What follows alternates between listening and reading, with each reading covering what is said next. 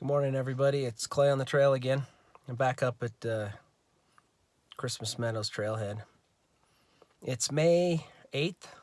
It's a Tuesday. 9:30 in the morning, and it's almost 50 degrees already. It's supposed to be up in the 60s today. I don't know if it'll get that warm up here, but it seemed like a beautiful day. This is the place to be. So I'm going to try to get up to Scow Lake today from the Christmas Meadows trailhead. So I'm sitting at about 8,800 feet, and Scow Lake sits at about 10,100 feet. But as the crow flies, Scow Lake's like a mile away from here. It'll probably take a mile and a half-ish, maybe 2 miles to get to it. I've got to go up to Christmas Meadows trailhead to the first really major water crossing that comes down off the mountain down into the main fork of the river here.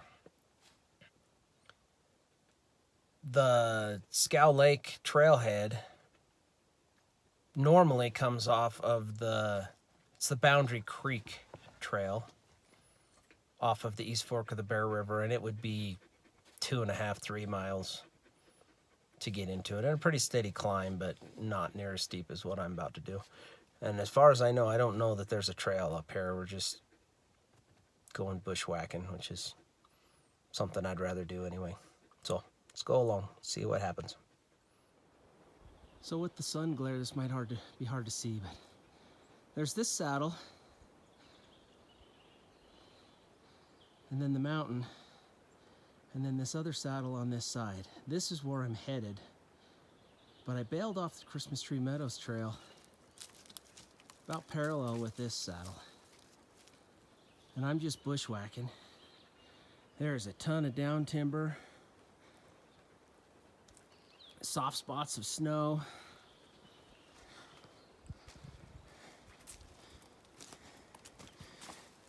It's doable, but it's a lot of work. I'm having to cross a lot of this kind of stuff. And I'm just kind of diagonal and trying to, rather than making an L, hiking up to that other water and then hiking up it. We'll just keep going diagonal. This is kind of the area where the moose have been hanging out, at least the last trip or so that I've been up here. So I'm being cautious of that also. So I'm crossing tons of these little streams coming down. Snow melt off this mountain here. But I'm looking for one that is going to be 10 times this. And that's should be the outlet of Scow Lake. Oh, the downfall up here is horrendous. But I'm headed in the right direction. So the route's gotten progressively steeper, which I knew it would. That's why I was headed over to this drainage over this way. There's still a lot of deadfall timber, but I've been able to find my way through it and kind of get out of it. There's some beautiful views starting to show up. Got part of a moon still up from last night.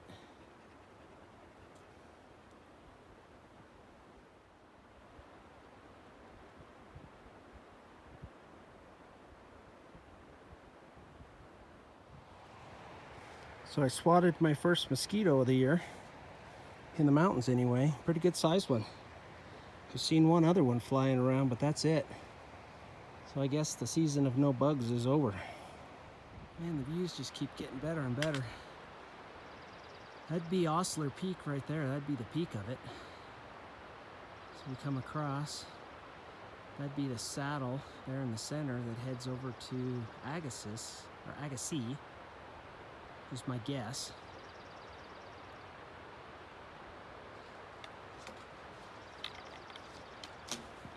This one right there is Hayden.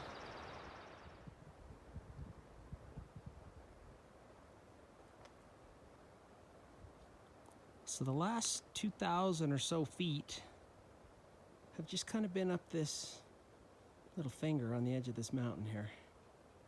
Not horrible hike, not a ton of downfall. That stream that I was supposed to intersect is down in this valley, and so far it hasn't been so steep that I'm just dying to go down there and then hike back up the hill.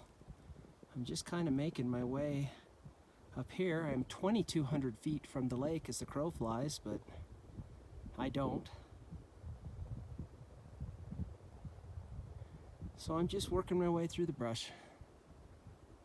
A little bit of a breeze, all the bugs are gone. I only saw 2 mosquitoes, but nice not to hear them anymore.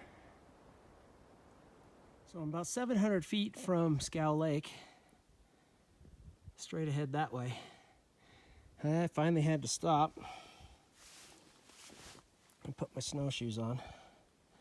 I changed my boots. The yellow ones I've been wearing, and my other ones are my winter mountaineering boots, ice climbing boots.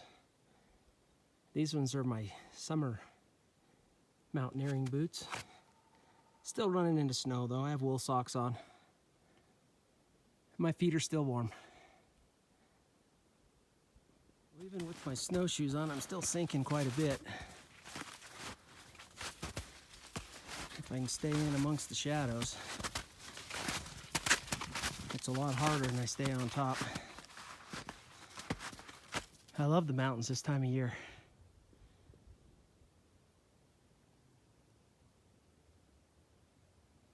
Nothing but the sounds of birds pecking on the trees, chirping. Not another soul around.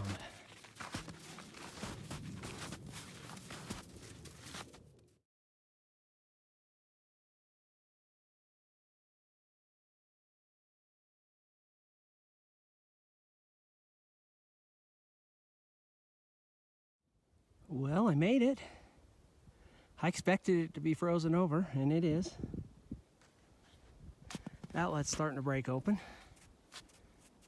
So, it won't be but a couple more weeks. And it will open up.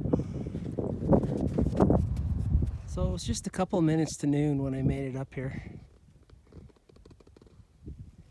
So from 9:30, 2.5 hours to make it a mile. I definitely wasn't breaking any land speed records, but I saw some country not very many people have seen, because not very many people will get off the trail. I was looking at my topo map, and there isn't a trail to this lake that shows on the map anyway. You have to bushwhack it from the Boundary Creek Trail or the Christmas Meadow Trail. Now the Boundary Creek Trail isn't near as steep, but it's also probably 3.5 miles. This was 1.5 miles maybe. So when this opens up, I'll definitely bring the fish pole up here. Maybe even my paddleboard. Lots of open banks. Guy could fly fish up here and be all right. It's a good sized lake.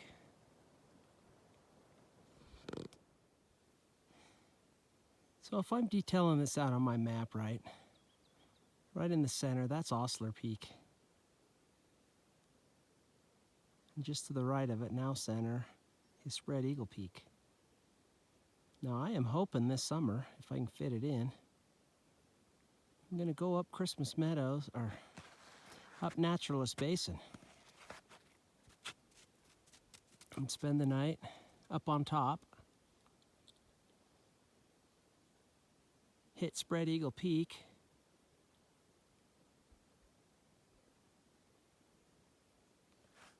go over to Ostler Peak, drop down by Ostler Lake or one of the other small lakes down there, and then out the third day. I don't know if it's ever been done or not, but it seems like fun. If the weather will cooperate and I can hit 2 peaks in 2 days or 1 day, that would be great. So I made it almost all the way around the lake. But I have decided to walk up this hill in front of me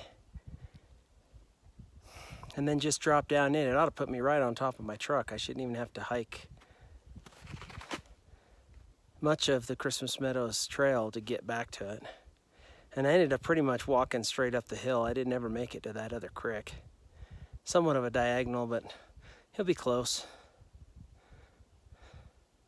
So we'll see what things look like from the top. Well, I haven't gone up high enough in elevation to get out of the timber. And I'm about to lose this view. This is Scow Lake from the mountain just to the west of it. Well, I made it to the highest point. It's like 10,371 feet. But it's all still timbered, so the view is nothing. Well, I got out of the snow. I was able to sit down on the log here and put my snowshoes back in my pack. There'll be little patches here and there as we go. Now I just got to go down there. Shouldn't take near as long going down as it did going up. So this has been pretty steep coming down here. Haven't been sliding or anything. Would have run into a little draw over here. Should take me out just up the trail a little bit of my truck. So I'm actually not going to drop down in it. I'm going to stay just a little bit down, but lots of quakies. Some downfall timber, but not too much. Well, I've almost made it down to the bottom. You can see the meadows down below. And about center screen there are some cabins. And my truck is just right down over this hill. But behind me has really sucked. I've had to crawl under trees, crawl over trees. There's a kind of a ravine on either side of me. You can't see the other side. And they are just jammed with logs. So I've stayed up on this little finger between them and still had plenty of crawling to do. It would have been better to backtrack and come the other trail. It would have been a little easier. Coming through all that,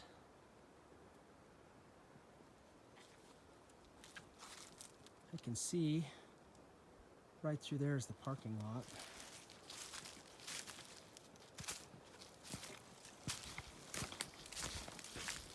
And right up here is the trail. Oh, and there's the sign in register for the trailhead. So I pretty much came out right of my truck.